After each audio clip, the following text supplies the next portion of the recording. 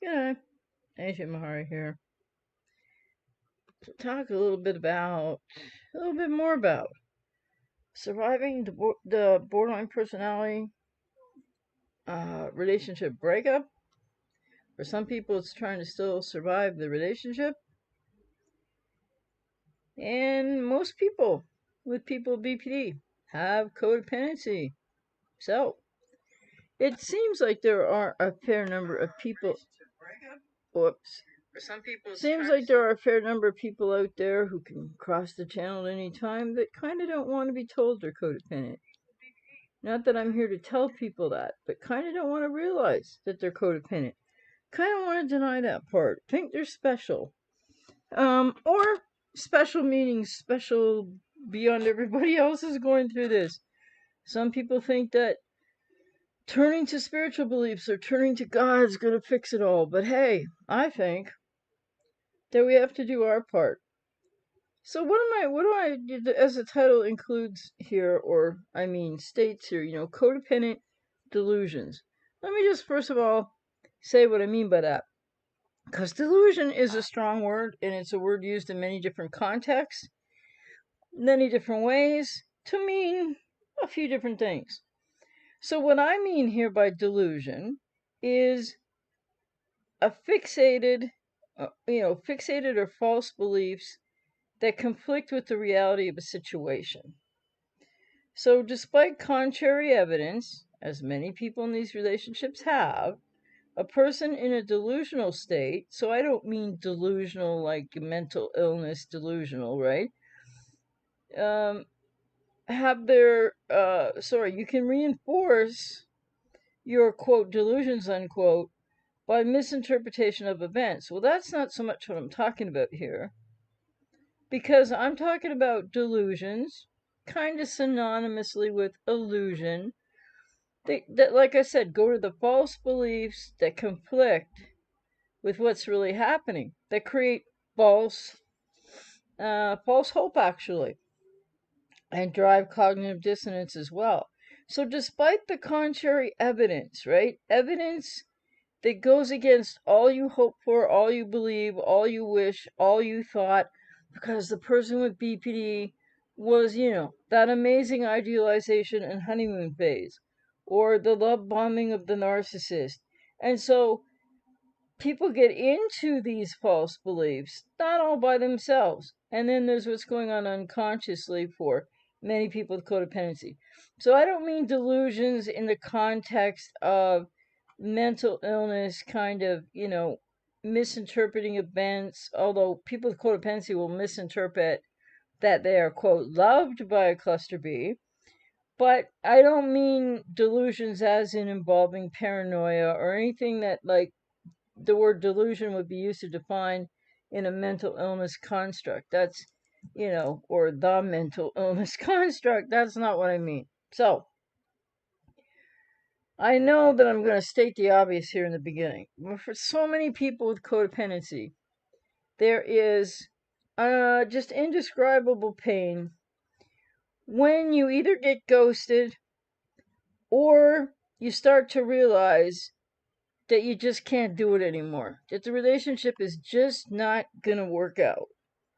And this is a really incredible, painful time for people because there's so much self-doubt. And the self-doubt isn't just, the responsibility or cause or happening within the person with codependency. No, the self-doubt has now been made worse and fueled more by you've been through an idealization phase with a person with BPD or love bombing from a narcissist. And then that's who you fall in love with, who you believe them to be. So that isn't anything that anybody can stop, like when you have codependency, lower boundaries, some wounded inner child issues, things that are in people's unconscious minds. There's nothing you can, change about the fact that you got into the relationship and why, because not your fault. You didn't know what you were getting into, right? So that's important to remember. But when people get ghosted or you're facing the end of a relationship, and this happens in any relationship type, I just want to add, Sometimes sibling relationships, the adult child of somebody with BPD or NPD or comorbidity both,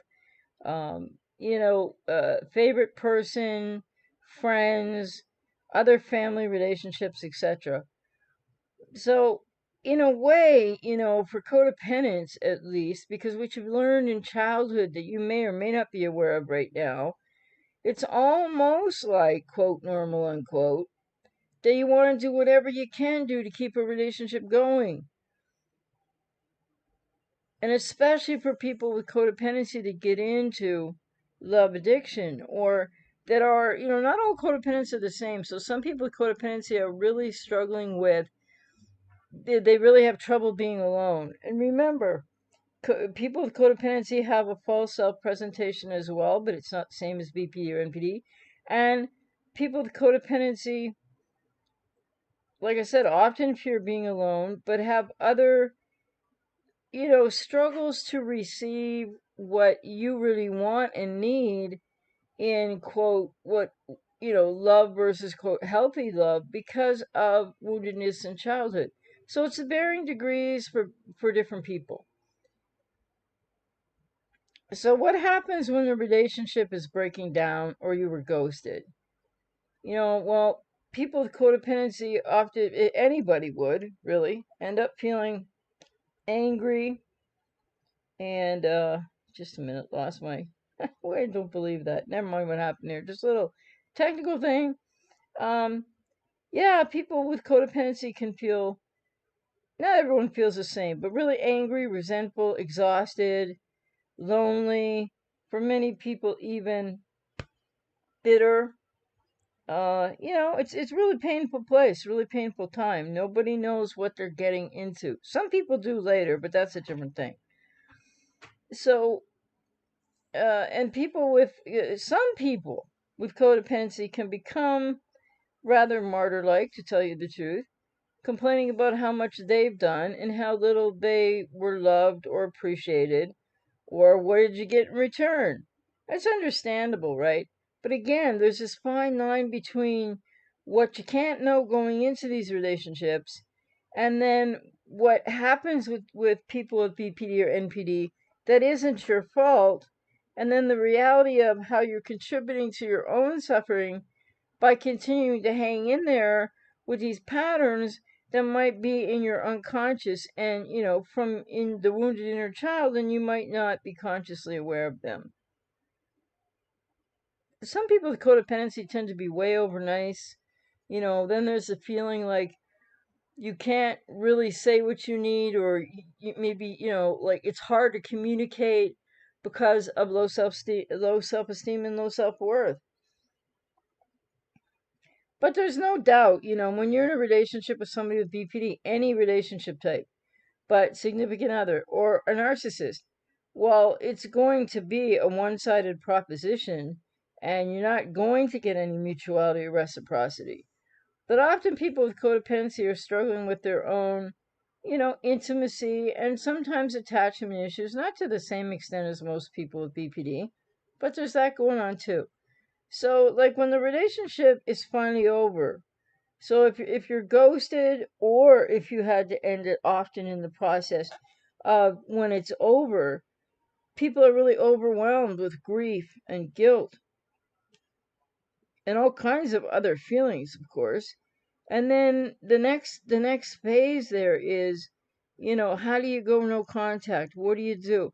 Because people with codependency, remember, it's a dysfunctional, unhealthy relationship to and with yourself that is the cause of codependency in childhood. And that's not something that was your fault either, but something you may need to learn more about. So I think it's really important also just stress that, um, all the things that people with codependency do after being ghosted, whether rehooking up the ex, reverse hoovering, wanting to be hoovered, getting hoovered, trying again, all these things are a way of working things through, one way or the other. The more painful way is to re-engage. So going no contact, which is extremely painful as well, is the best way to do it in the long run, but very difficult in the beginning. So many people with codependency after the relationship is over one way or the other, ghosted, or you had to end it, really end up obsessing and ruminating about, well, what could you or should you have done differently? Which the answer is probably not anything, and so people are different, right? Sometimes people really want to get back with the ex. Sometimes people really get that the door is closed. Sometimes people are sort of half and half, but it takes quite a while to, it's very painful once that, especially when one is ghosted, but even when one has to leave. Um, and then there can be either the person with BPD trying to get you back or a narcissist, or it can be the person with codependency, like I said, trying to reverse Hoover, etc.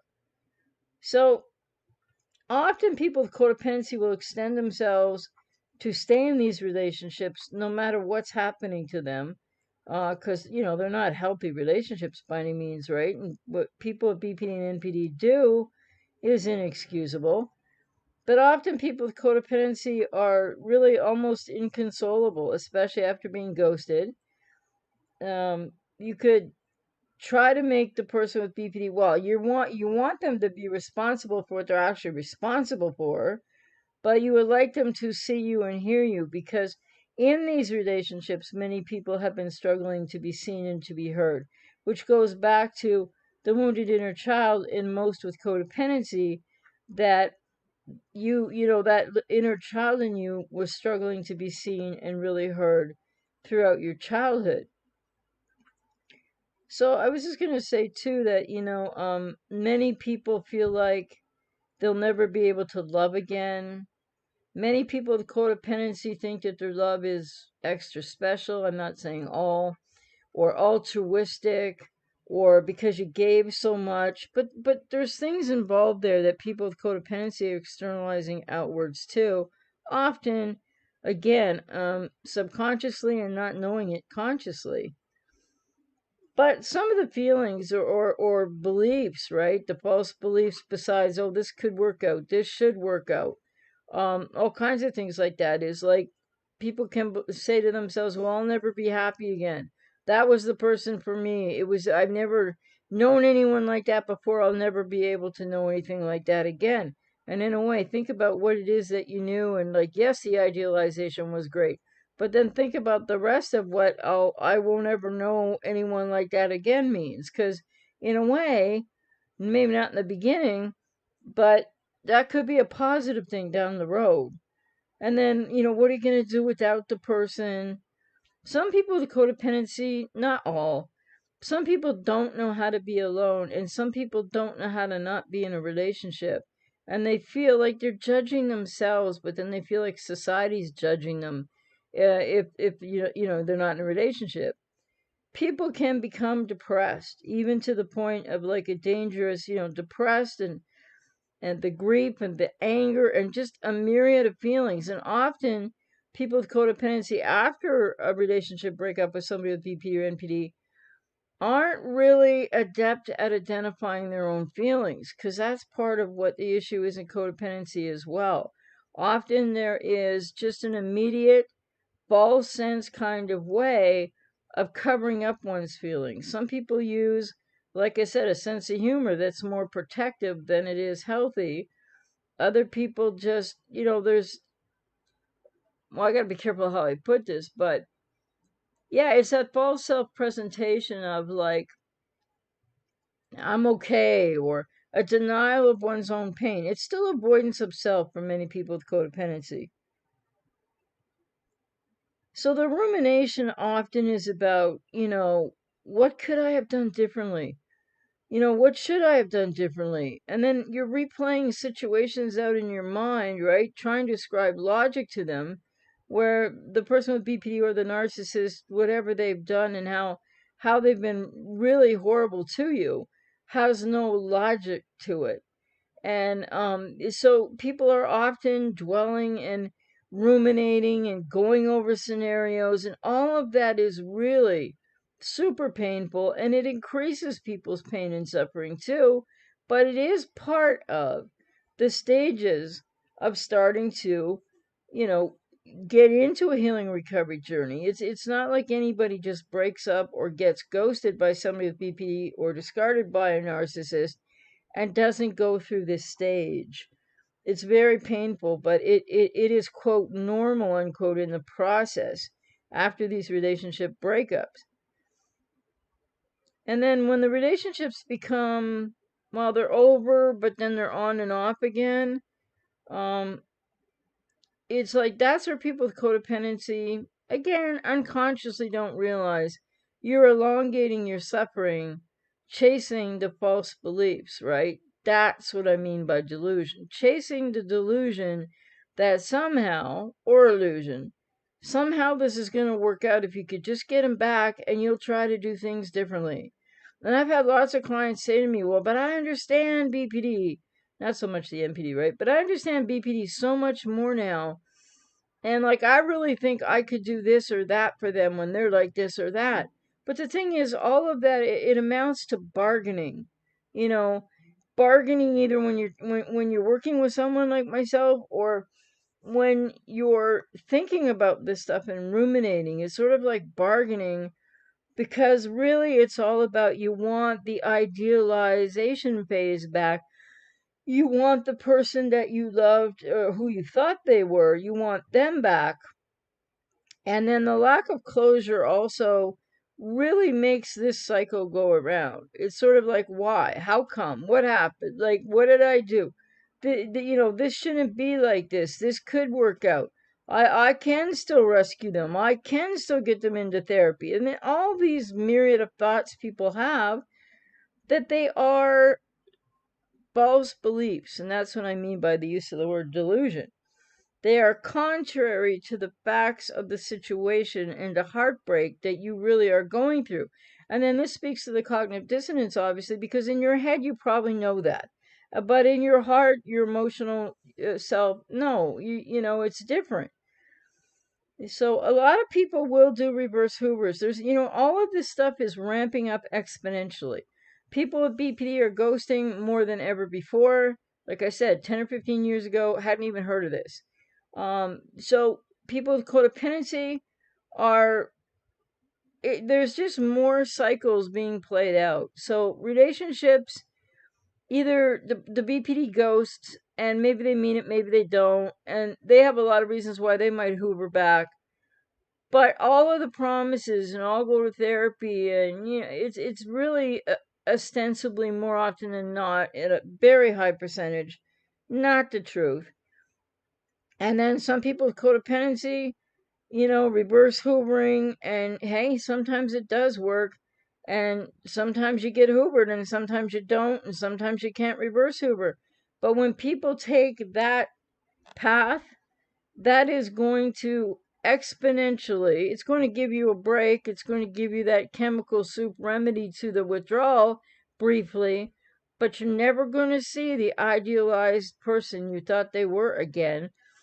And then you're going to end up going around what are their splitting cycles faster and faster, and you're going to come out the other side and be hurting all over again. And for many people, they might do some work in healing and recovery, and I have clients in this position right now, and then they decide they go back, and there's many different things that trigger that and reasons for that.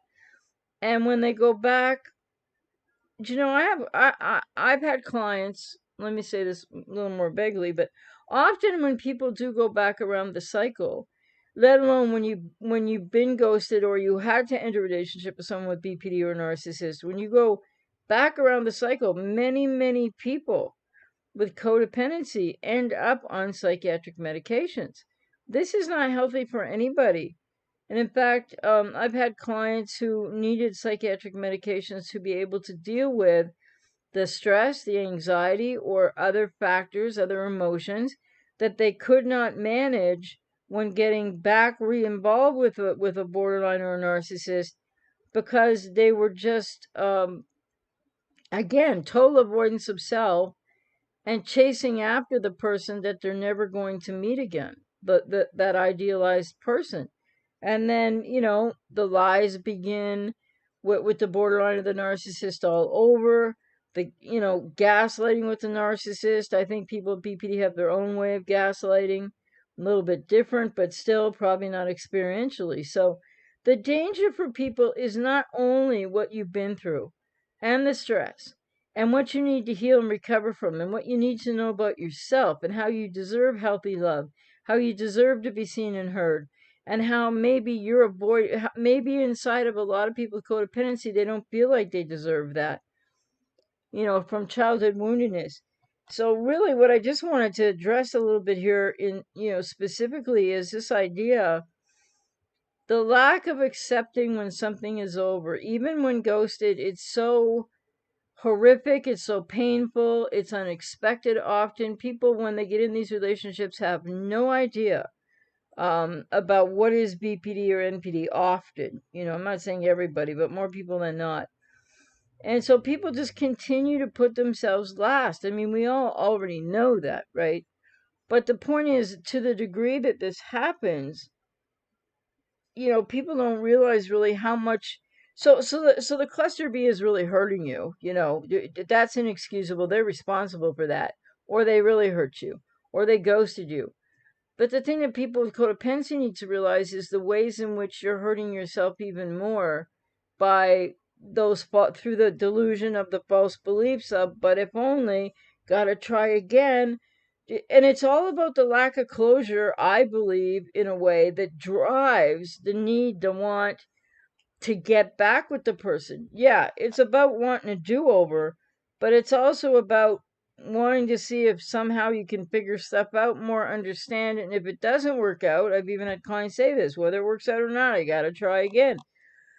Because they think somehow that that's going to enlighten them more about things that really are best to become more aware of in a healing and recovery journey, rather than going around the cycle again and getting even more and more rewounded. So there's all that focus on what could you have done differently? Could you do something differently? Got to get that person back. No closure. The idealization of the person, often in the cognitive dissonance on the one half after you've been ghosted, or even if you've had to leave. And all of this is I guess, basically, quote, normal, unquote, after these relationships. But this is why people need to get into healing and recovery journeys. It's not healthy. It just is the way the process goes afterwards. And the other thing I just want to say about the ending of these relationships, however they do end, often, and more often, and I've been hearing a lot about this from clients recently too, but either the person with BPD or the narcissist or the person with codependency, whichever way it goes, one person has somebody's stuff. Or if you're the codependent, then you have some of the borderline or the narcissist stuff. And then they might have some of your stuff. And how do you get your stuff back? And often there are leases. There are houses that are owned and need paying for. There are other things that need to be paid for that were joint. There are people's own property and possessions and of all kinds of different types, etc. And the stuff ends up becoming how a lot of people with codependency will reverse Hoover over stuff. I need my stuff, or what about your stuff? I want you to have your stuff. People with BP, same thing. They might sometimes say, "Oh, just throw my stuff out," or a narcissist. But then if you throw the stuff out, then maybe they'll Hoover. They don't all Hoover, but maybe they'll Hoover another point in time and be like, "Where's my stuff?" So stuff is important to people, right? Possessions and things, and money and contracts and things that you've been jointly sharing or taking care of. But the stuff that you can do without, or the stuff that they leave behind, people have to be very careful, because the stuff becomes, I'm not going to say an excuse or a reason, but often it is, and used by the borderline or the narcissist, but even by some people with codependency, as a reason to get back to the person. Or I've had clients say, "Well, but like, I really feel bad for him or her, and I don't want them to be without their stuff because they don't really have a lot," etc. Okay, well, that's understandable, but that's still putting yourself second. That's still focusing too much on the cluster B, and that is still an avoidance of self. and it's still codependent rescuing. So, sometimes clients express to me that they feel rather humiliated to admit what they've done, or like, if I get a client come to me after they've cycled around 4 times or 8 times or more, often they feel humiliated or embarrassed. I've had a lot of clients say over the last 30 years, recently, times past, they have a hard time sort of telling me what it is they want to tell me. Like, and I'm always like, I don't judge, it's fine. And the pain is tremendous because people are holding on to the shame wounds and abandonment wounds from childhood to varying degrees. And not everybody with codependency has the same woundedness for the same reasons.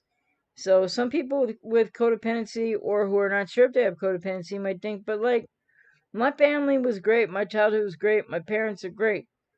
But upon examination, I haven't had very many clients over the 30 plus years, and the clients I'm working with right now, that really holds up to scrutiny, because adults have a way of, keeping really in the unconscious what hurt one as a child. And yet what so much of these relationship patterns are about for codependency is all about what happened to you as a child.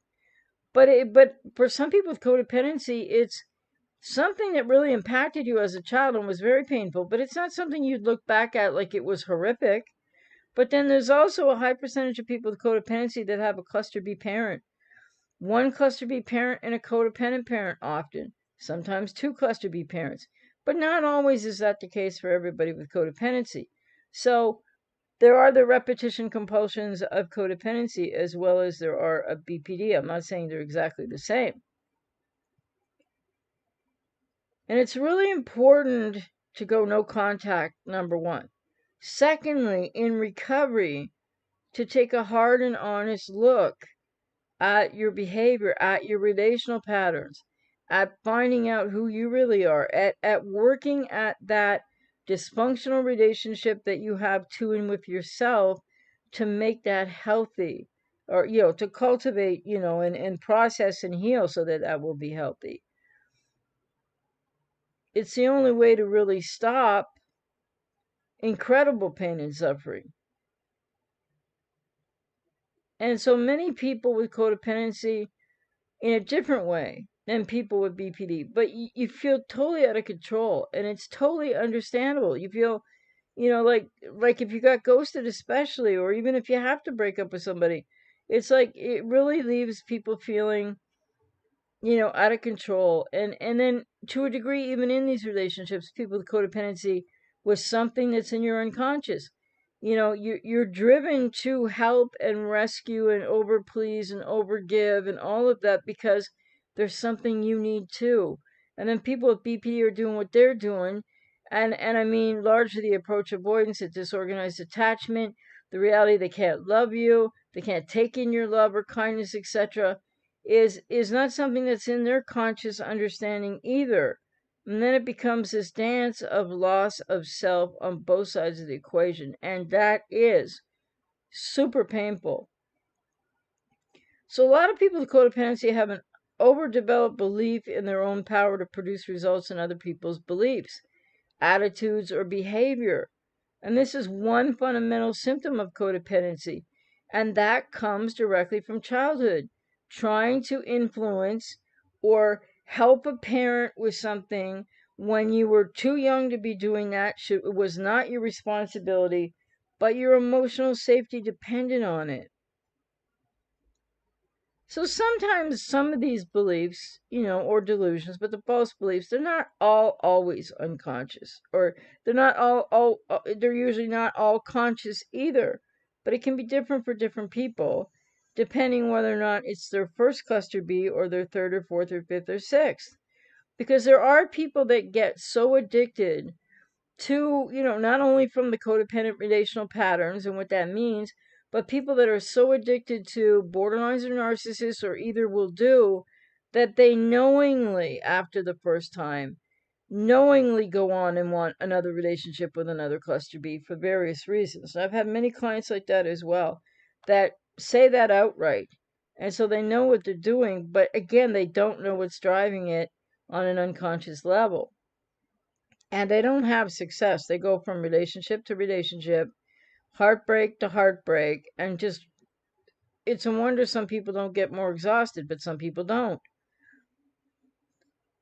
So codependency does, like I've said before, and I'm sure you know, or many people may not believe yet, but it really does start, the seeds are sown in childhood experiences. People believe maybe that they had the power to make your parent, maybe you thought you had the power, not thinking that consciously, but to make one parent or both parents happy, or maybe your parents were fighting and you just wanted peace, and then you were trying to be the peacemaker, but maybe you were 6 years old and you couldn't understand the complexity of whatever was going on between your parents. But again, you can be left without emotional safety. You can feel very sad or ashamed because of one's behavior. So many codependents also have abandonment issues, as I've said. Might have been neglected, otherwise treated, adversely in childhood. And there's fear of relationship abandonment for many people with codependency too, not saying it's the same as those with BPD. So then there's this, lack of, this is just so friggin' painful for people. But with people with codependency, there can often be a lack of healthy inner boundaries, and the inner boundaries contain us, right? That would be where the authentic self needs to be, but there's a false self presentation of codependency as well, because you've been a little bit separated from yourself. It's not like total loss of self. And so that's why you can't share reality, in a sense, right? In a limited way, I'm saying this appropriately, because of the false beliefs and the way that I'm using the word delusion or illusion. So without these inner boundaries, right, then people with codependency really do have a wall around the false self. But the false self, I mean the authentic self, sorry, but the false self proceeds forward to, like I said, unconsciously, when you're attracted to somebody with BP or NPD, unconsciously, you're on an inner child level. There's something going on there too about recognizing familiarity that is not conscious for most people. And when you have these walls up of inner boundaries and the need for the relationship to go on because, again, avoidance of self, it's pretty hard to get out of there, because then you have to face yourself. And for a lot of people, codependency is just too painful. So if the inner boundary is too loose or non-existent, then, well, people can just be really malleable and enmeshed with the person with BPD as much as they might be enmeshed with you, and for different reasons. But you'll give far more than you need or want, and it causes harm. It really hurts people with codependency how much they give. And the other thing too is people keep saying, well, but I wouldn't be being me if I didn't give to him or her. And that is a false belief also. That is what I mean by delusion, false belief or illusion. That's a false self belief that somehow you're just meant to be with this person, you're meant to rescue this person, and or they're your soulmate, etc. And that is just not really, there's nothing logical about that, right? It's highly emotional. So when the borderline or the narcissist in the relationship fails to respond to people with codependency's needs, they treat you disrespectfully, horribly, maybe ignoring you, canceling plans all the time, they're dishonest, they're hiding away from you in many ways, or they're overbearing. They cannot or will not be open and vulnerable. And then they blame you for their problems, yes, but then, and they don't take any personal responsibility, but people with codependency are taking on for quite a while that responsibility that isn't theirs.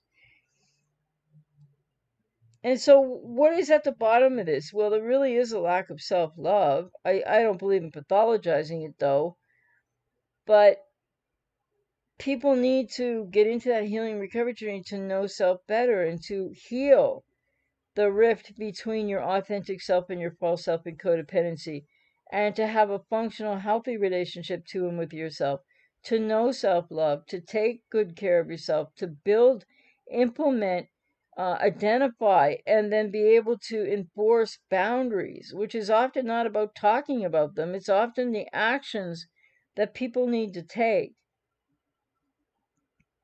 So, what are people with codependency supposed to do with the idea that they need to learn more about themselves when you turn into that, or you've been ghosted and you end up kind of being with yourself in a way, and maybe you're not sure what your emotional landscape is. Maybe you're not somebody who's really been in touch with your emotions a lot.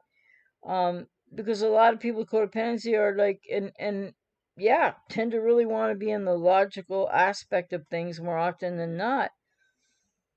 So, how can you start to even think about self-love or self-care that would include self-like to begin with, self-love? It's really important to start to learn to see yourself. This is what I help clients do, but it really is about that wounded inner child too. So you need to see yourself as you were when you were a child, like maybe 3 years old, 4 years old, 6, 8 years old. It's different for different people. You need to see that little child. You need to connect to that inner child. That's what I help clients do.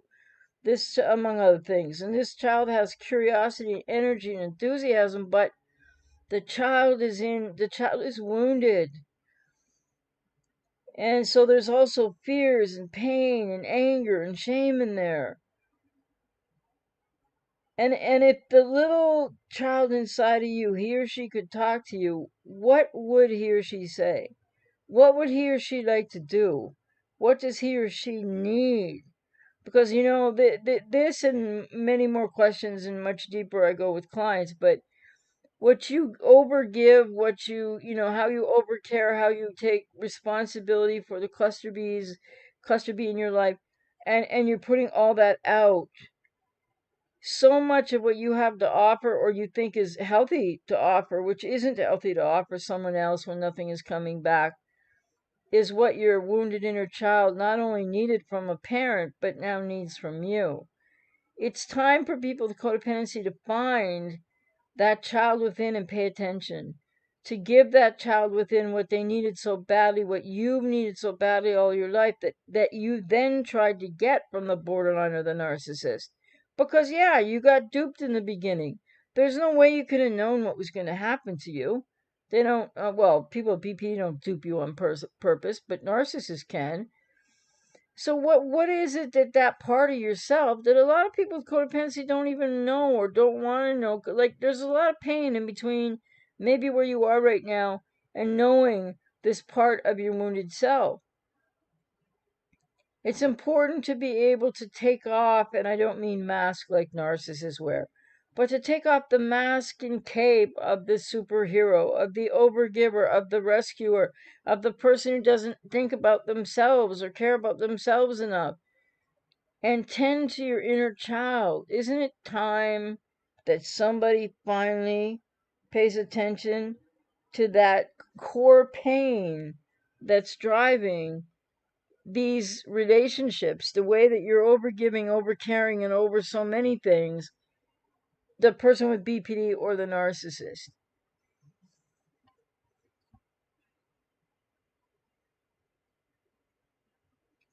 So, no contact is just so absolutely key. And I have so many clients right now, and I mean, some of them have been ghosted, some of them are trying to go back around the cycle again. Many different circumstances, different relationship types, some it's family, etc. But the really compelling and the super painful reality is people with codependency who don't know how to reach into self, because since you were a young child, for many people with codependency, you've been avoiding that self.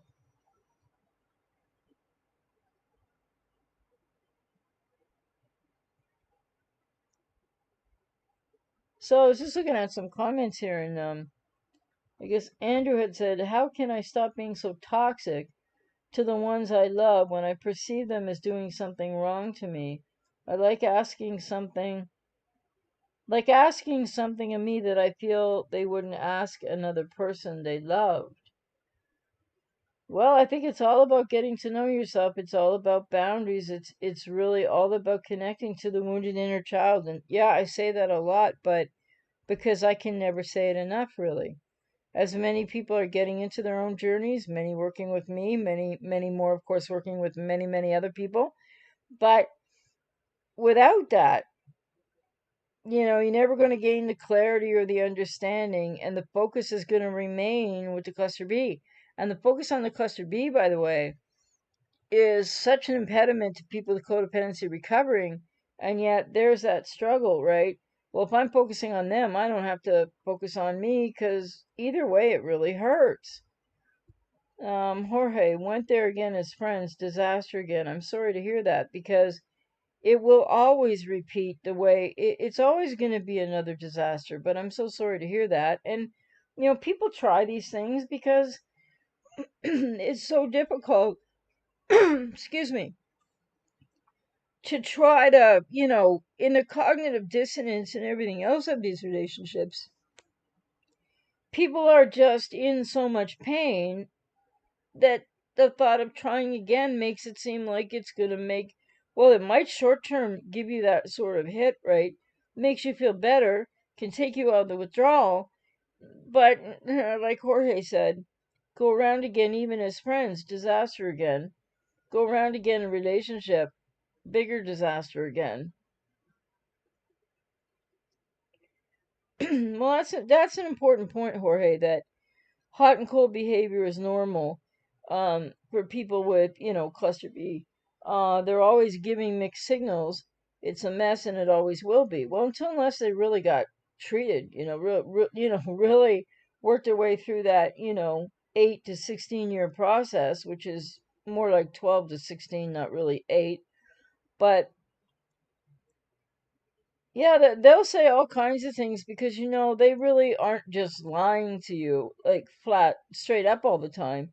They actually believe maybe, oh, I can do it better this time. I changed. They might they might intend or promise to go to therapy, but that's all when they're in the seeking you out again as a friend, or go around the cycle again to get back in a relationship, because they're engulfed with, I shouldn't say engulfed, but that's going to mix things up. They're really stuck in their fear of abandonment and inability to be alone, which coincidentally, for different reasons, so are a lot of people with codependency. And then it happens again. So I just like to also say, and I'm not comparing BPD and codependency like they are the same, but people with codependency can give equally as many mixed messages. Maybe not equally, but mixed messages also. But people with BPD are going to do that for sure, because you got to remember they don't know who they are. And when they have those fleeting moments of awareness, they come back and they tell you, oh, but now I realize I did this to you and I'm so sorry. And they might have some awareness about that. And that could be true. But that kind of awareness in people with BPD is not going to guarantee any behavior change without therapy, a lot of therapy. Hey there, for freedom. Hey Rob, you mentioned that some people go on meds after another round with the BPDX. Yes, and sometimes the first round alone, but then more when when they're in the process of trying to get them back, the reverse Hoover, to see if or they get Hoovered, and then yeah, and then you said, is this due to the shame they feel for going back, or is it because yeah, that gets worse with each cycle? Well, that does get worse with each cycle, but the other reason is um well, and not one reason, but a lot of people with codependency, and especially after these relationships, and you've been hurt, and remember that there is a childhood woundedness in there somewhere for people with codependency. Otherwise, people wouldn't be codependent. And so the pain, so it can be anxiety for people. Often it's anxiety and depression. And depression, remember, it's not always clinical depression. It's usually not in these cases. It's anger turned inward. So it's people have all kinds of, the shame is probably part of it, humiliation or fear of humiliation is another part of it. But a lot of people are just so nervous and like so uncomfortable in self, with self, being alone, wanting that person back so badly. And then it's just sort of like a lot of nervous energy, which can also, lead to depression and other feelings that people, yeah, they end up on psych meds. And I've had clients before say, well, and when they're in the phase of getting back, sometimes they stop doing the work. And so instead of booking their next session, they might let me know something like, well, right now I just need the psych meds and, the contact with, because I'm getting back with them or we're dating or we're seeing each other again. And right now I just need the psych meds to help me. And largely it can be often for anxiety. But you see, that should be a big red warning flag for someone headed down the same road with somebody they were with, because they're going to have the same experience. They're going to get rewounded again. And it's like somewhere inside they know that would create anxiety. And anxiety isn't always unhealthy or anything, because what is anxiety largely about, especially in these kind of situations? The conflict. The conflict between the gut instinct going, what are you doing? You hurt enough, etc., etc. That might not be conscious, right? And then the heart, the emotions, the I can't be alone, the dysfunctional relationship to and with self that people with codependency are have. And the other thing is, the more that you focus on a cluster B, whether getting them back, will they hoover you, etc., etc., um the more that people with codependency, you didn't cause, what they did to you and how they hurt you is their responsibility. But when you keep focusing on them after the ghosting or after the breakup, and then you want to get back or whatever the case is, but it's going to be a lot of moving pieces of not understanding and being bewildered and being confused and hurting so badly. People really, you know, don't realize how much people with codependency, that re-engagement, anything short of no contact, and yeah, there's a lot of pain right there too, but it's the way to start decreasing your suffering. It's the way to get into a healing recovery journey and start to work it through and heal. But so many people going back and the being open to the Hoovers and the not going no contact, people with codependency need to know and really think about this. You are causing yourself way more pain than you are helping yourself out. But it is that often for people with codependency, it's a drive of I can't be alone. And then the unconscious reality, people might not say this, but I don't like myself. I don't know myself. I'm not comfortable with myself. That can all be the case emotionally, right? Even if people with codependency are strong in careers or professions, it's not the same if you're trying to relate to someone with cluster B or if you're trying to relate to yourself. For freedom, wow, what you're saying really resonates.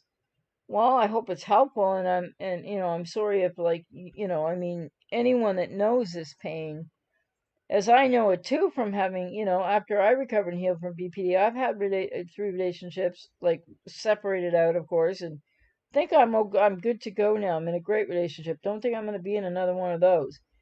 But I was just recalling the other day doing a video, and I'm going to talk about it in an upcoming video, I think. Maybe some people will be interested.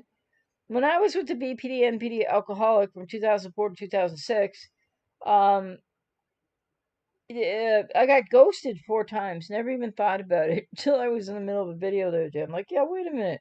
I know what it's like to be ghosted. By the way, when I had, or discarded, I guess would be the right way to put it, because she was probably more NPD than BPD, but just want to reiterate again, when I had BPD, way back then, nobody was ghosting. I never ghosted anybody. I just want to make that clear. But I've been on the same side as a lot of you have been. And I had the codependency too, long after recovery and healing from BPD. And when I was with the BPD, NPD alcoholic, I mean, there I was sitting in those hours long Jade conversations, trying to get her to, hear me, trying to get her, like, whatever just happened, whatever chaotic, thing she just done or whatever that was going on. I was just sitting there doing the same thing that so many people have done, and that was back 2004, 2005, 6, sorry. And I don't know. I look back and I'm like, well, I know now why. Because, I found out a little bit more about what I needed to know about me. But that's the thing. Codependency is really not altruistic, and it is such a self sacrifice, and it is the false self that leads the way, coming from wounded childhood, woundedness in your inner child or in childhood, and it's just a constant surrender of self and a denial of self. That's why it hurts so bad. SPM, I've made it through the initial no contact phase after a second go round with my BPD ex girlfriend, and I've talked with someone since the first time we broke up. Just when I think I'm good to move, I compare a girl I'm interested in to the person who apparently never existed with my BPDX.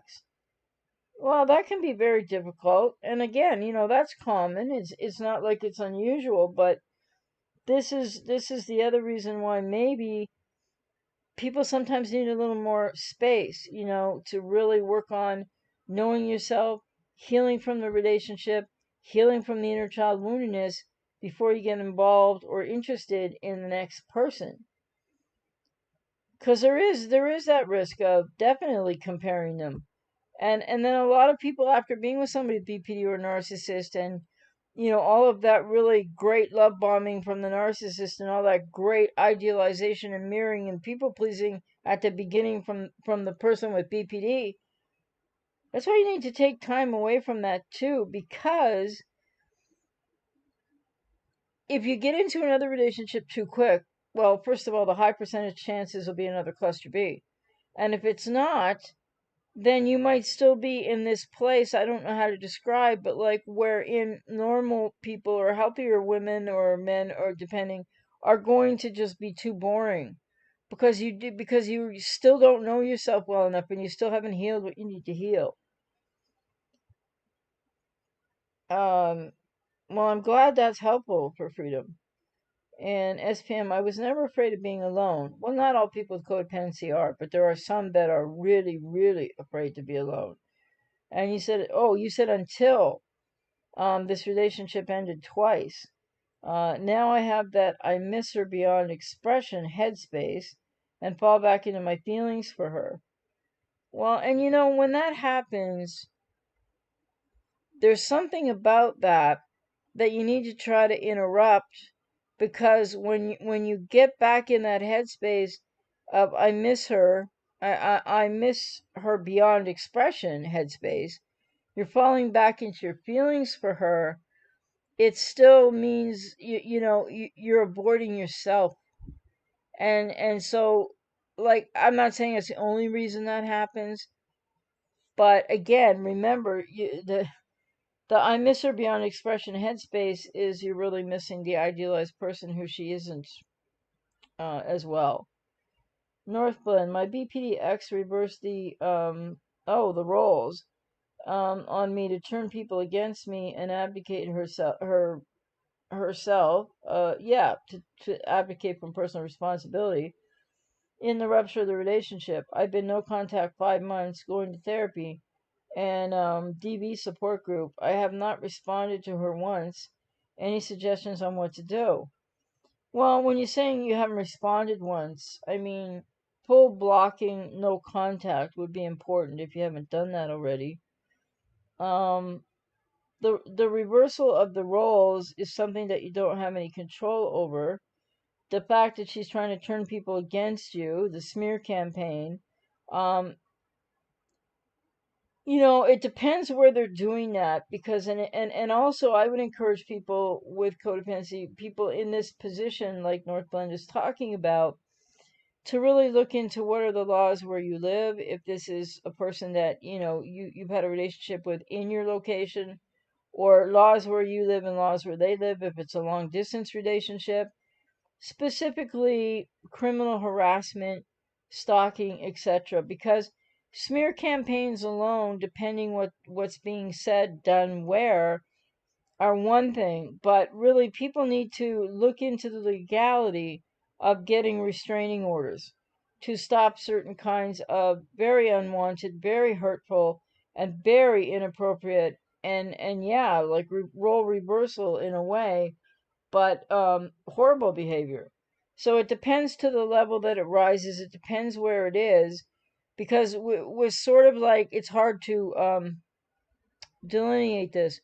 But with the average smear campaign that essentially can be very painful but isn't going to really go anywhere, if that makes sense to people, it's best to ignore it. It's best to take care of yourself.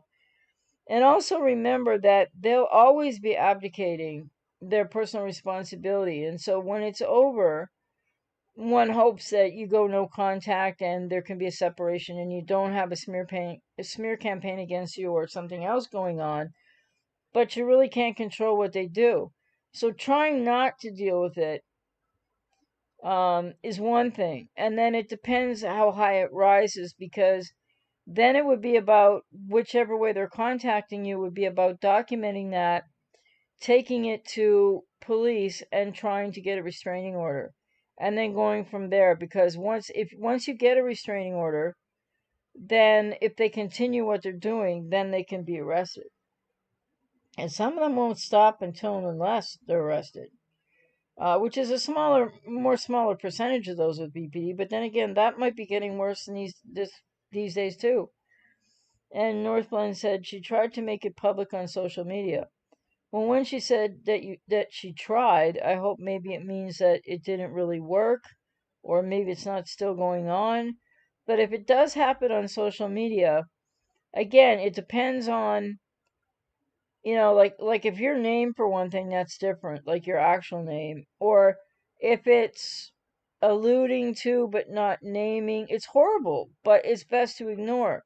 But if you're named, or it comes offline, or it's impeding something about, your career or your profession, then definitely it's time to document everything regardless. And the other thing is, like I just said, people have to get restraining orders. People have to start looking to, what are the laws where you live when people continue unwanted contact, and more. Rapchill, hey there. I'll probably have to wait until next year to start therapy. Any tips on how to stop thinking about her and stealth hoovering? Logically, I know it's not worth it, but emotionally, I can't help it. Yeah, that's a really tough place to be in, and you articulated that so honestly and so well, and I really have compassion for you. Um, yeah, it's difficult if you have to wait, for therapy. You're welcome, Northblend. I think, let me see, stopping thinking about her. Well, the stealth hoovering, okay, so that's difficult, right?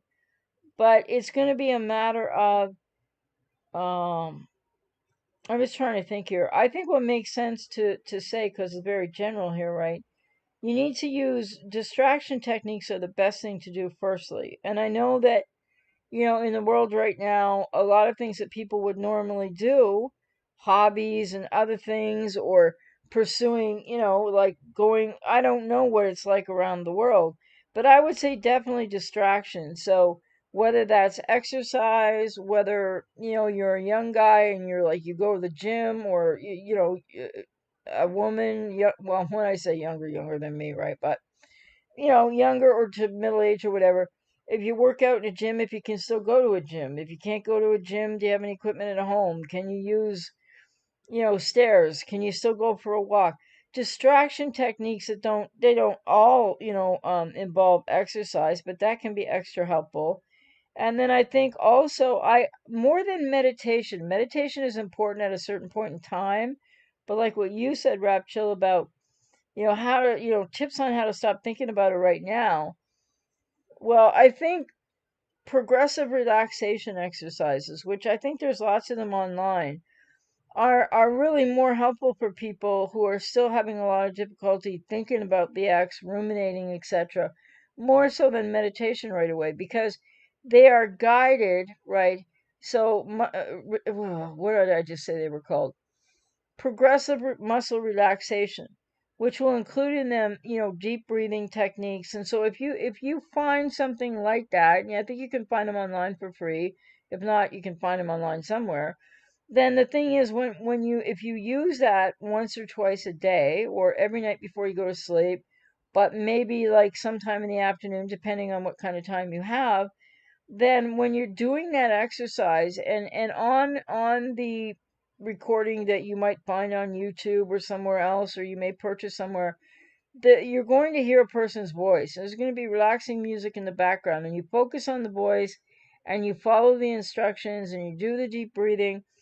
And when you practice that over time, you'll be able to put that into your daily routine because it just becomes a part of a way to sort of reset any conflict that you're feeling, any overthinking about someone else.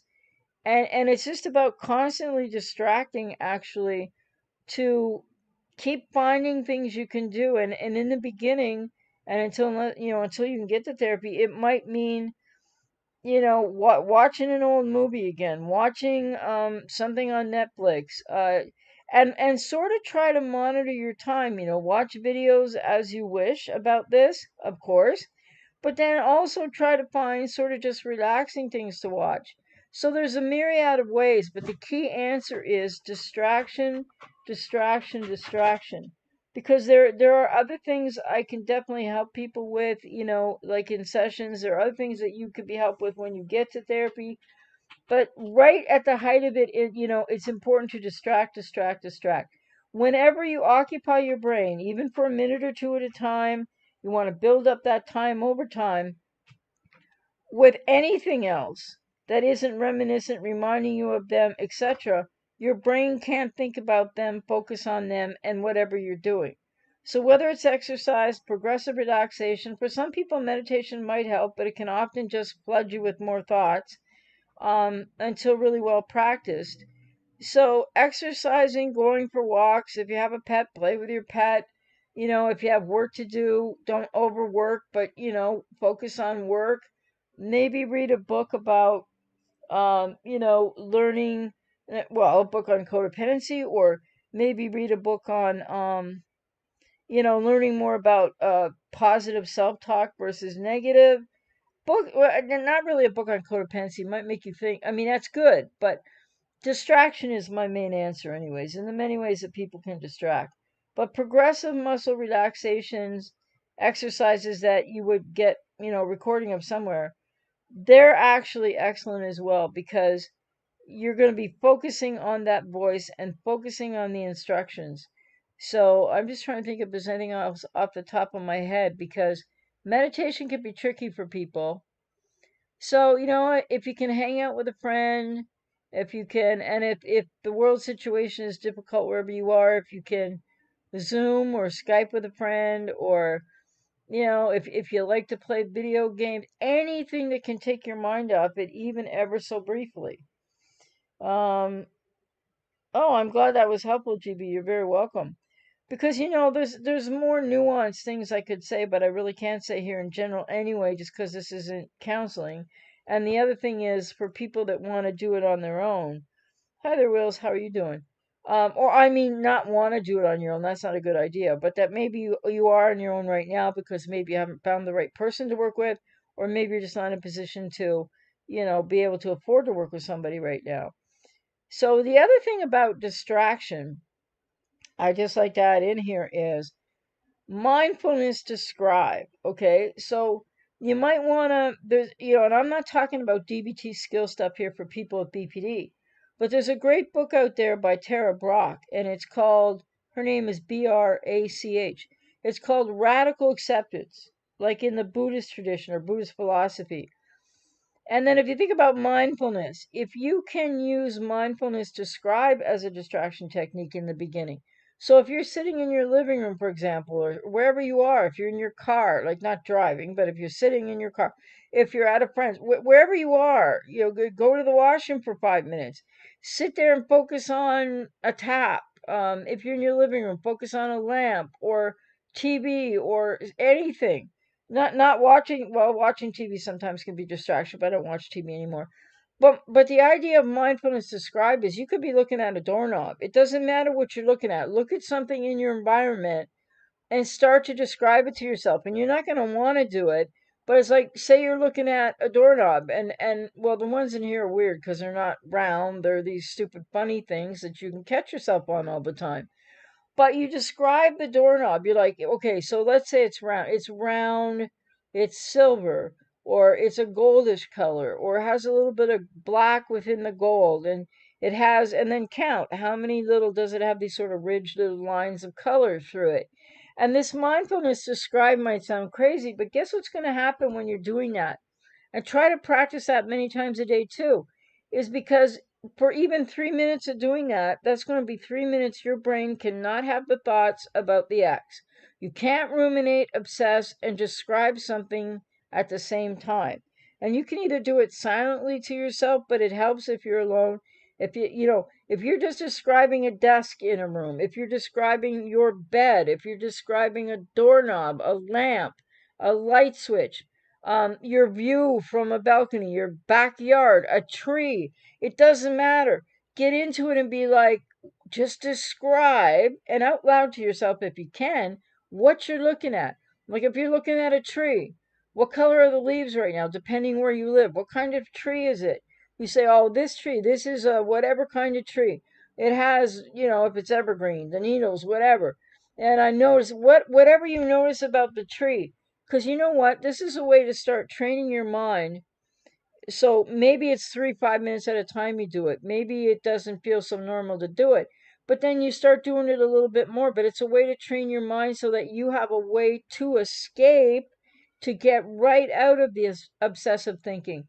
And it's going to be difficult at first, but the more you practice it, the more it will help. Rapchill, thank you so much. I've been looking into breathing techniques. And that's another thing I should have said, because there's so much on YouTube, right, with the relaxation videos and all that. If you and if they have any deep breathing sort of prompts, right, you want to hear another voice so that it helps you to focus and not on your thoughts. But breathing techniques is a good thing all unto itself as well.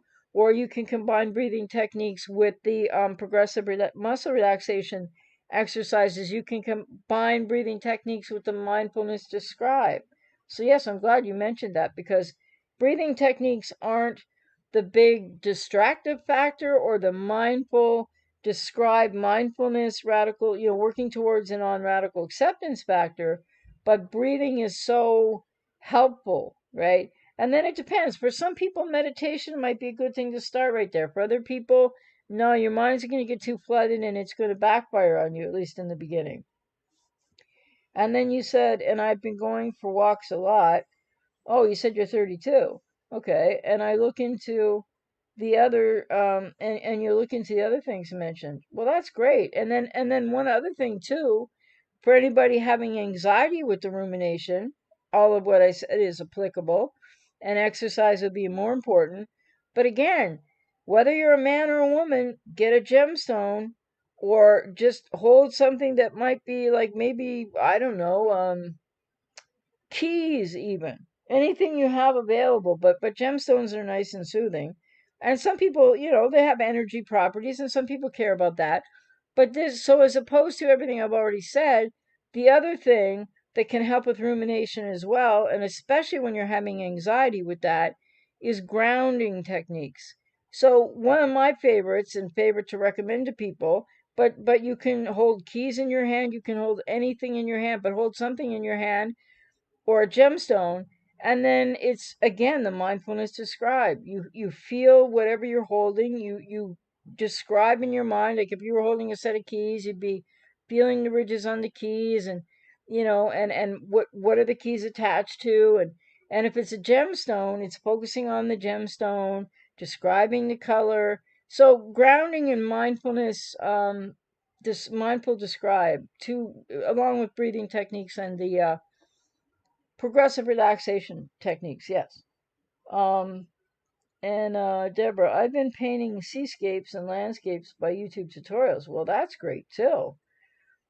And photography, yeah. Well, and for people that are surrounded by nature, I mean, nature can be so soothing. And again, people can use mindfulness to describe while walking out in nature too.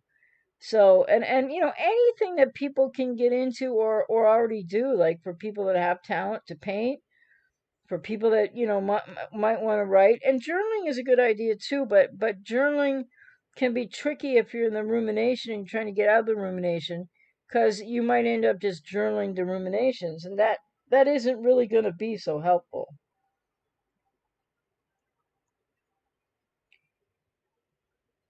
Well, yeah, there's visual components, and there's also feeling the temperature of an object. Definitely with a gemstone, what I forgot to say was what you just added, Deborah. Texture, yes. And it's using sight and tactile sensory feeling. Yes, it is. And of course, trying to keep the mind focused on the object, because the mind will otherwise go back to the ruminating. Um, oh, I've been doing really well, thank you. And I'm glad to hear that you're doing okay. So, but I think that, when I say codependent delusions, I just don't want anybody to misunderstand me. I'm not equating that with any quote mental illness or anything. It's the false beliefs, and it's also the false narrative, because it is a false narrative. If you believe that you could have done something different, or that you could have, if only this, if only that. And the other aspect of that too is when people are considering do-overs, they just don't work. And one other thing I wanted to say, like, I mean, and people might, hey, Miko, and they just don't work might not be a big enough answer for you. I was just gonna also say to, oh, what was I gonna say now? I forgot. Um, oh well. Sorry about that. It was something to do with what Rapchill had asked, but yeah, it's sort of left my mind. But and the other thing I want to really stress is, seems like the video I did to somebody's comment kind of like, for many people, wasn't what they wanted to hear. And you might, let me give you just a gentle little, it's not really a warning, but you might hear more on this channel if you're someone with codependency, and you're likely going to be hoovering, or I mean stealth or reverse hoovering, or you want to get hoovered, and you're in this horrible place of, it's a horrible place to be. One thing I want people with codependency to remember, or please try to hear it first and then think about, and maybe journal about this, is your responsibility. And then, how it is going to get better. And right now it's horrible, but it's always going to be the way it is. And of course, how important no contact is. And now I remember what I was going to say to Rapchill too, because when you said you were stealth hoovering, well, then people need to start to look into, and hey, there's some good books out there, and you're not going to be thinking about the BPD with this. Look into how you can create more self discipline, which of course also can be built up, and I help clients with, in a process of learning more about self. But you could probably, no book is coming to my mind, but I've read a lot of those books too. But there are books out there, I'm sure there's a book out there you could resonate with, that really talks about creating more self discipline. And so that can help too, because the fundamentals of implementing intent and action oriented self discipline that maybe you have in other areas of your life. But in terms of the stealth hoovering, to Raptil, it's really important to just work on a self discipline. So, in other words, when you feel like you want to self hoover, maybe pre plan what are you going to do instead, because it's really going to benefit you to stop it. And it's also equally feeling impossible to stop it. So you have to implement some discipline and a boundary and give yourself another choice. And when you start that, it's not going to feel very good, because you want to go and self hoover for a reason, but you got to stop yourself and say, and plan and journal about this. What can I do instead? When I feel that, what can I do that, even if I don't want to do it at all, I know that I can probably get myself into doing it? So whether that's taking a walk at that time, it could be a plethora of things. But I would just encourage people, who are, not able to get therapy yet, or whatever the case, look for a book on self-discipline. And that could be really helpful to just give you ideas about how to get more discipline, which will be creating a boundary, between stealth hoovering or reverse hoovering. And again, I can't stress enough ever, and I'm sure you're hearing this, you watch other people's videos, but I think the more you hear it, the better. No contact. It's got to be full no contact. That means blocking everything everywhere. So for some people, it means changing a phone number, etc., that people really don't want to do. I understand that. I sort of get attached to my phone numbers too for some reason. And then the longer you have them, and the more people you'd have to tell if you got a new one.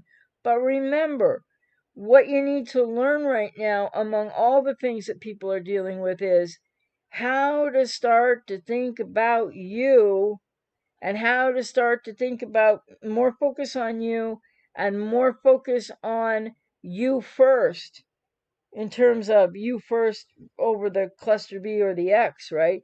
Maybe not you first over your friends all day long, but you first.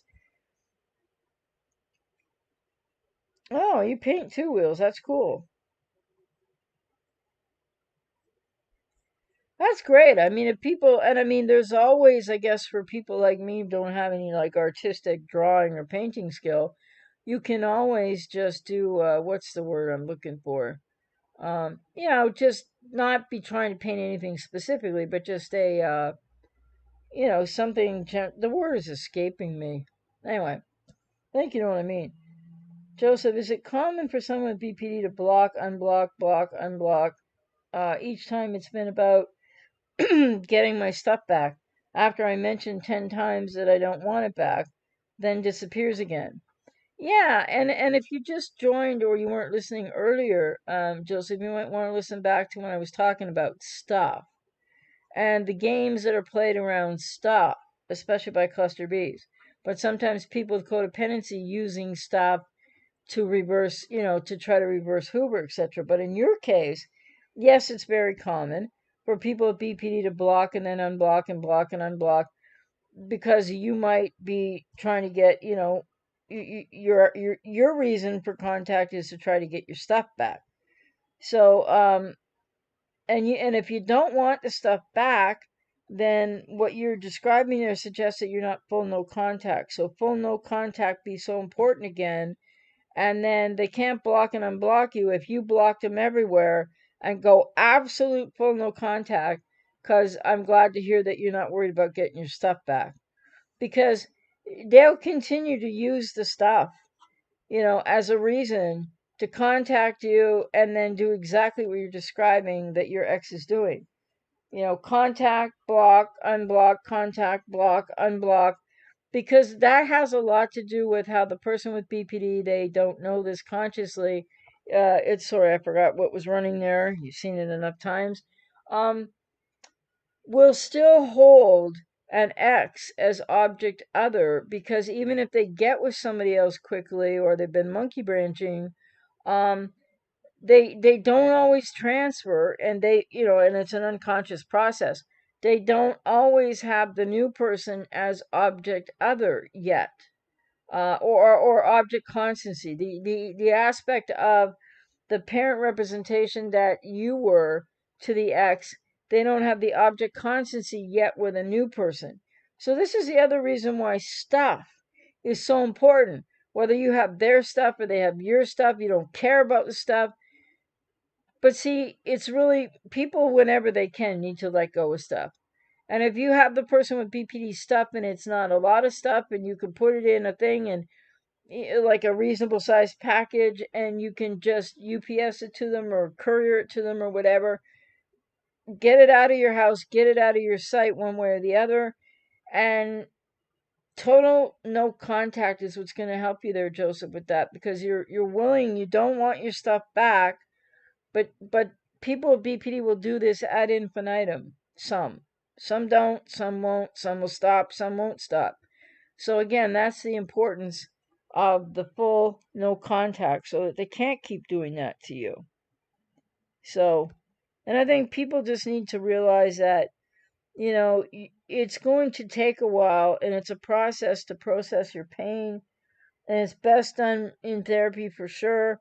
But for people that can't do that right now, then you need to do the best you can to deal with the ruminating and things of that nature. But and I say this to everyone, and I don't want to single out men, but feel your feelings. Start to journal about your feelings and get in touch with your feelings if you can, because it's important to, deal with. This was the best video clip I could have found for this kind of thing. The anger and the sadness, which is really what that image of that man is all about. It's like he can't stand what he's feeling. He's so sad, he's so hurt, he's so angry. And people need to get in touch with their feelings also, because when you're in touch with your feelings, and if you're not working with anybody, or even if you are, journal about it.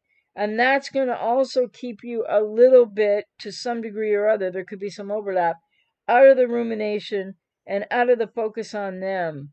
And maybe some of you can relate to the pain expression expressed in this video clip. It starts out with anger, and then the guy in the clip gets more in touch with the agony of the pain. But these are unforgiving times when you've been ghosted or relationship has just ended. And how do you actually really, in those unforgiving times in the beginning, and it lasts for different amounts of time to people, but in the withdrawal and the can't stop thinking about them and the cognitive dissonance, how do you survive this BPD relationship breakup? Well, 1 minute at a time, until it's 2 minutes, 5 minutes, half an hour, building toward a day. But I just want to emphasize one more time, without full no contact, you're going to keep setting yourself back. And for anybody that thinks they want that ex back, you're going to go through the same thing all over again. You're going to come back to this ground zero of what this man in the video clip expresses. And it is both. Many people aren't in touch with their feelings. They're not feeling the anger. But it is a tremendous amount of anger and a tremendous amount of pain. And it's going to be a little bit of a complicated grief process, because there's no closure in these relationships. And that really matters, because that is a trap in and of itself and onto itself. So the codependent delusion is the false belief from the false self of the codependent that it was your fault somehow, that if you just woulda, coulda done something different, something better.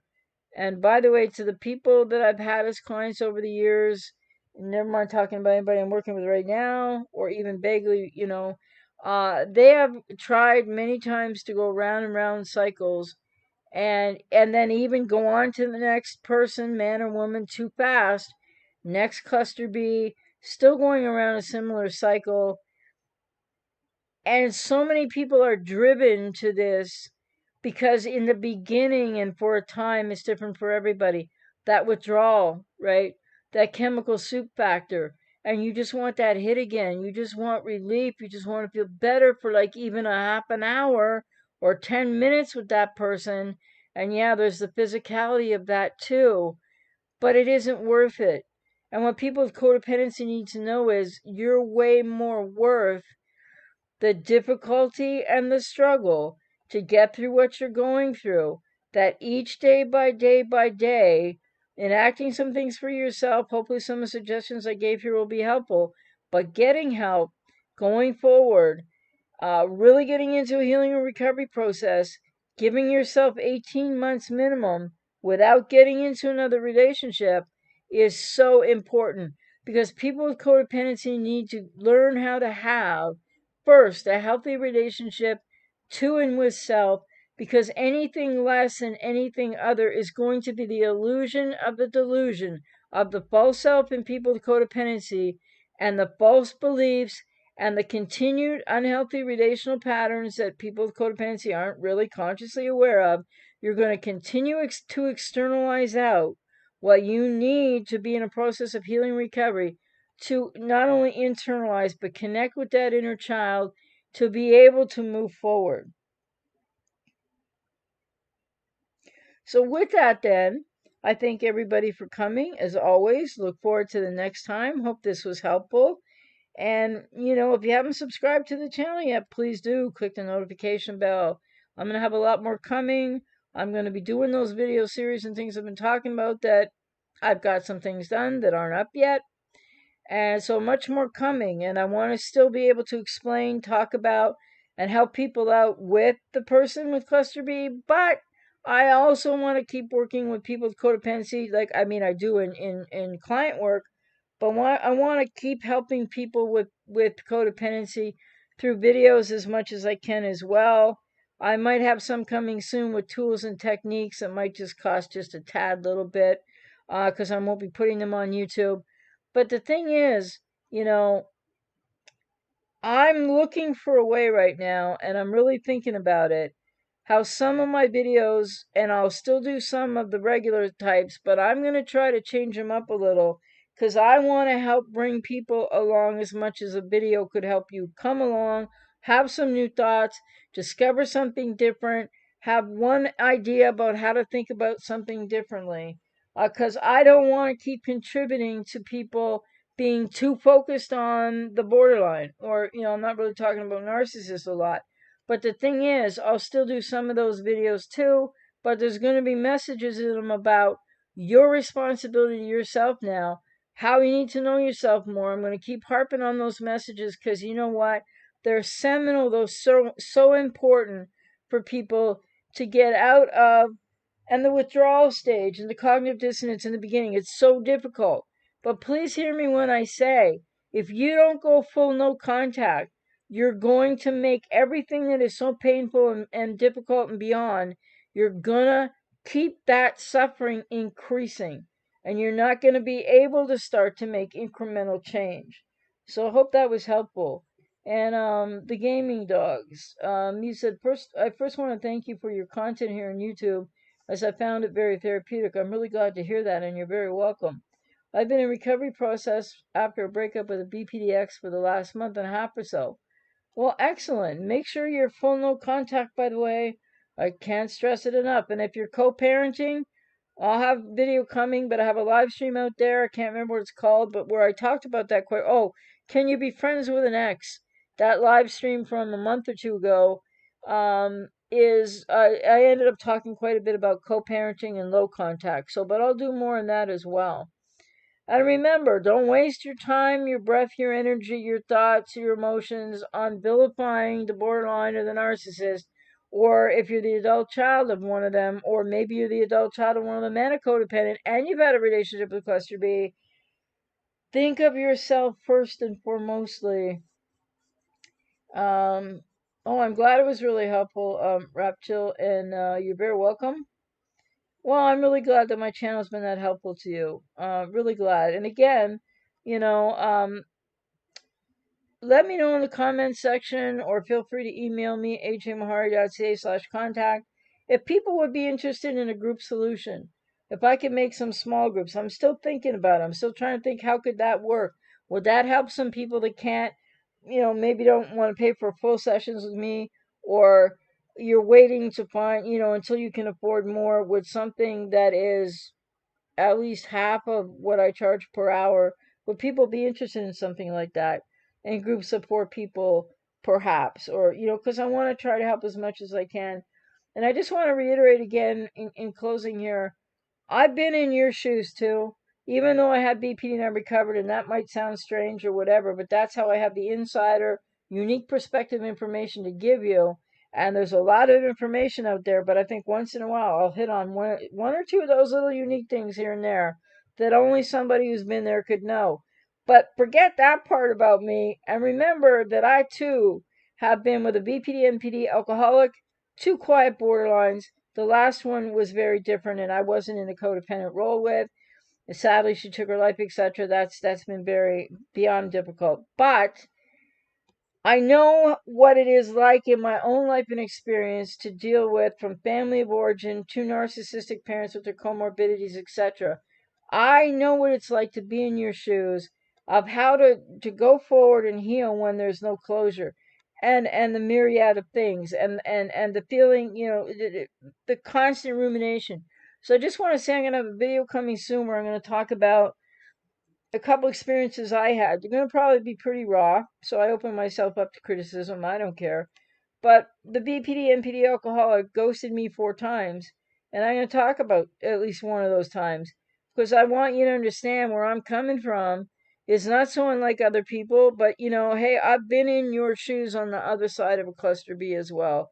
So I really care and I really do know what you're going through. I mean, not you, the individual, but the general landscape, the agony, the rumination. Oh, I forgot all about this because I don't think about it much. But when I was with the BPD, NPD alcoholic, I ended the relationship. But after that, my God, I forgot about the 6 months of the rumination and oh wow, I don't feel it anymore. But so I know what it's like to be in your shoes. So for other people that might know that in their own ways too, just remember I too do understand that. And if that helps at all. And the gaming, sorry, oh dog, yeah, okay, now there's an E on the end there, confusing me. Um you said she wanted to stay as friends after I foolishly agreed. Well, I did that with the BPD NPD alcohol too. 2004, 2006 was a relationship, and into early 2007. From the end of the relationship in 2006. So, I was as codependent as a lot of you people are, maybe and then some, or, I was not like I didn't have a little bit. And I tried to be friends with that ex too. And when you say you foolishly agreed, I could say the same thing about myself way back. But the point is, that's another thing, be careful of your self talk because, be kind and gentle to yourself. So now you know that you agreed, but like, hey, maybe be kind to yourself and say, but now I know that I would never do that again, or I've learned from that. And you said, I don't want to be stuck in this place, but due to her and, oh, now you both share a friend group. I find it really hard to push her away. And I'm left so confused when she starts hoovering and telling me she, quote, misses me just to ignore me months later. Yeah, well, and again, the gaming dog, it's really important for you to get full no contact, at least in every way you can. Having a common friend group, that's something that, you might need to work out later, see how that goes. But block these people. You don't need to hear how they miss you 1 minute and they're going to block you and not care about you the next minute. And Joseph, yeah, says don't believe it. Yeah, don't believe what they come back with. They'll just confuse the heck out of you. Very true. And Rapchill, being just friends with a BPDX is probably the worst decision possible. Yeah, but go easy on yourselves, people, because a lot of people will make that choice until they learn otherwise. But you're right, Rapchill. Get the hell out of it, bro. Yep. And oh, thank you for putting. Wheels just put the link to the live stream I was mentioning about. Can you be friends with the Borderline X? So if you haven't seen it yet, if you haven't watched it, you might want to. For those that are, still not sure. And the other thing is, in that live stream, I also did end up talking, at least a little bit to a significant amount that might be helpful about co-parenting, because many people ask questions on that live stream about that. Thanks so much for that, Wheels. And with that, I'm going to get going. But just know I've walked in your shoes, and it is going to get better. But to make it, to do the things that you can do right now to make it better, the first thing is full no contact. Can't stress it enough. It will feel impossible, but give yourself that gift today. You know why? Because even if you don't know this yet, you are worthy, you do matter, and you do deserve it. Take care.